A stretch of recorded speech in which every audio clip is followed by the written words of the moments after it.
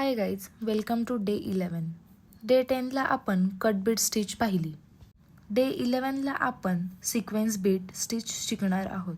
Sequence स्टिचचे 2 types पाहू. जरी थ्रेडला गठ्ठ गाठ मारून घ्यायची आहे, त्यानंतर थ्रेड फॅब्रिकमधून वर काढायचा आहे. आता एक एक सिक्वेन्स बीट घेऊन स्टिच पूर्ण करायची आहे. आता या सिक्वेन्समध्ये अंतर ठेवायचे नाही.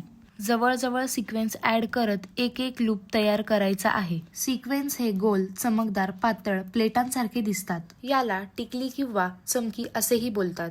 सिक्वेन्स फॅब्रिकवर लावल्यावर खूप सुंदर शाईन इफेक्ट येतो. सिक्वेन्स बीट्स खूप हलके असतात. स्टिच पूर्ण झाल्यानंतर स्टिच लॉक करून घ्यायची आहे आणि थ्रेड कट करून घ्यायचा आहे. सिक्वेन्स स्टिचचा सेकंड टाइप पाहू. फॅब्रिकमधून दोरा वर काढायचा आहे आणि स्टिचला सुरुवात करायची आहे. सेम पद्धतीने जशी चेन स्टिच मध्ये बीड्स ऍड करतो तसंच सिक्वेन्स ऍड करायचा आहे.